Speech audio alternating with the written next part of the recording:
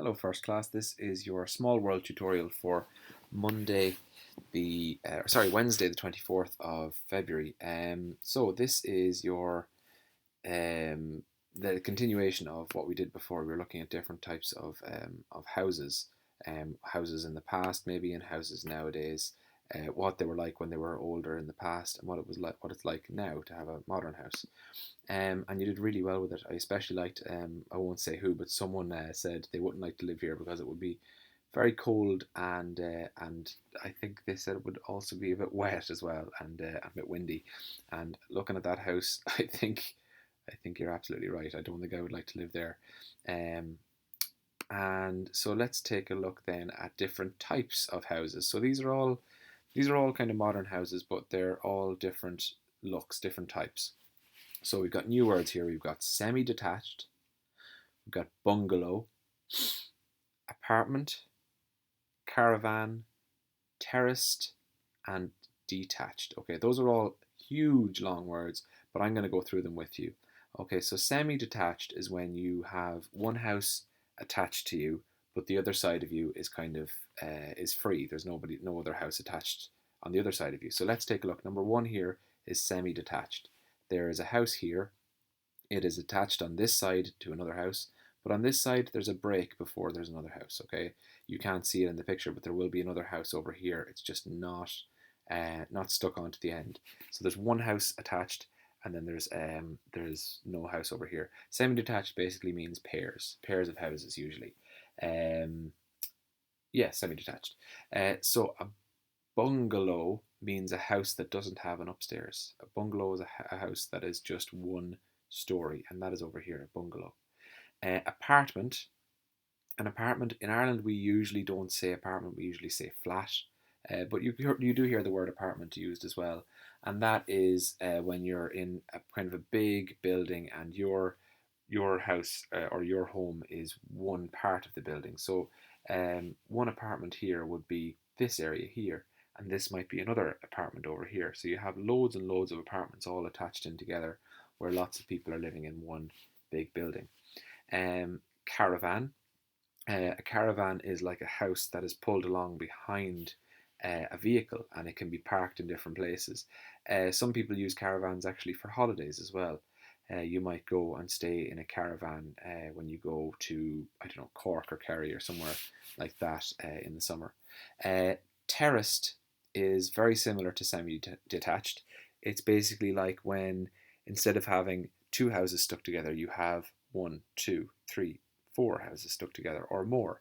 You might have a whole row, 10 houses or more, all stuck together. They are terraced. Okay, they're all a terrace. And then detached is when you have one house completely on its own. Okay, so this one down here, this is actually a detached house as well, this bungalow, but the bungalow only has one floor. A detached house might have one floor or two floors, so it has a downstairs and an upstairs in this example. And detached is when you have no house on this side and no house on that side either. So those are the different types. You have semi-detached, uh, two houses stuck together, but no more than that really. Maybe three, I suppose you could call semi-detached. A bungalow, a one-story house with no upstairs. Apartment, when you have lots and lots of homes in one building. A caravan, when you have one on wheels. Terraced, when you have a row of houses. And detached, when you have one house away on its own. So you can read the clues and fill in the missing words. So number one, my house is joined to another house on one side only. I live in a, what would that be? You're in a house that's attached to a house on one side only. This one, it couldn't be the terraced house because these are attached on both sides, on left and right. It has to be this one up here, semi-detached. Okay, so it's not fully detached, and it's not terraced. It is semi-detached. It's attached to a house on one side only. My house has an upstairs. It is not joined to another house. I live in a. Okay, so it has an upstairs. These ones have upstairs, but it said it's not joined to another house, so it can't be this one over here. Hmm. This one has an upstairs as well, but these are again attached to another house. This one doesn't have an upstairs. This one doesn't have an upstairs. Couldn't be an apartment really because it's not a house with an upstairs. It has to be the detached house over here. So the rest of these, I want you to read the clues and try to figure out which ones they are. As you know, we've done two already: semi-detached and detached. So you know that the other answers are not going to be semi-detached or detached. It has to be terraced, caravan, apartment, or bungalow. So fill in the rest of these 3, 4, 5, and 6, please. Let's take a look at the last page about houses, and this one is about a very, very specific and very special type of house, a lighthouse. Okay, and lighthouses I think are really, really cool. So let's read our new words to begin with: lighthouse, guide, harbour, keeper, and automatic.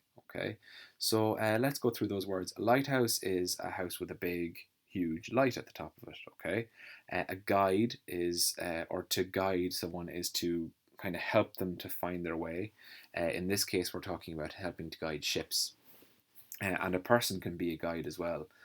For example, when you're going on, ooh, let's say you're going on a trip somewhere, you might have a guide there to show you around the place. So a guide is a person who shows you around, and they guide you around. So it's sometimes used as that way, in that way as well. Harbour. A harbour is where, basically where ships park. It's like a parking lot for ships, a car park, or a boat park, we'll say. It's where you can, where ships come in and they park up, and they they leave their ship for the night. Keeper. Keeper is someone who looks after things, like a goalkeeper looks after the goals. Or if a lighthouse keeper is the person who looks after the lighthouse. Automatic means something happens on its own. For example, if you are in a car with automatic windows, you don't have to use a winder to wind up the windows. Most of you probably don't, might not even know what a winder is, but it's where you wind up your window to make it go up or make it go down. An automatic window is where you use a button. It happens automatically. It's not manual like a winder. Then we'll take a quick look at the hot history. Long ago, people lit fires on hills to warn ships that land was close by. So nowadays we have lighthouses that are electric, but long ago people used to light fires on tall hills so that ships wouldn't crash into the land, which is pretty difficult, I would say. So let's read our paragraph here. Ships need lighthouses to warn them of danger and to guide them into a harbour. Okay, so they need lighthouses to warn them of danger, otherwise, they might crash into the land in the dark because it's very, very hard to see um, at night, of course, but always even harder to see when you're out and in the ocean. Lighthouses used to have a lighthouse keeper, so lighthouses don't really need a lighthouse keeper anymore because today's lighthouses are often automatic. There are still lighthouses that have lighthouse keepers, but mostly they are all run completely by computers, by electricity. So lighthouse keepers stood on the railing to keep watch. Okay, so they would stand on the railing to keep a watch, and you can use this step by step to draw your own lighthouse down here. The railing, fill in the rest of the bars on the railing. Step 2. Lighthouses can be tall or short, narrow or wide. It depends on where they are. A short, wide lighthouse may be found on a high cliff because it won't need to be as tall because it's up high already on the cliff. So you can make this as tall or as short as you like. Step 3. Each lighthouse has its own pattern of flashing light. This helps sailors to know where they are when it is dark. That is something I didn't know before, but I suppose it makes sense because all the lighthouses might flash in different ways to tell sailors that they're in Dublin or they're in Wexford or they're up as far as the north of Ireland. Um, Step 4. All lighthouses are painted differently. Again, this helps sailors to know where they are during the day. I knew that, but I didn't know why, so that's fascinating to me. They paint them differently. This one here is purely white, and this one here is white and red with stripes. I have seen lighthouses that are black and white. I think it's Hook Lighthouse down in Wexford. I have seen ones that are blue and white. I've seen ones that are red and blue. I suppose that makes sense. So if you see it during the daytime, you'll know which lighthouse you're at. So, hot history down here. Let's read it. The Fastnet Lighthouse was called the Teardrop of Ireland. It was the last sight of Ireland for people sailing to America. Oh, that's kind of a lovely but a little bit sad fact. People used to, and still do, I suppose, and so, sometimes leave Ireland and move to America, but people used to do it a lot more back in the old days. Um, and it was the Fastnet Lighthouse was the last thing that people would see before they went to America. So that was the teardrop of Ireland. It was like a little tear to say goodbye. A little you'd cry to say goodbye to Ireland when you're moving away, and you might not come home again. So that is our couple of pages on different types of houses or homes and lighthouses. Best of luck with that, guys. Slán agus Garamachwiv.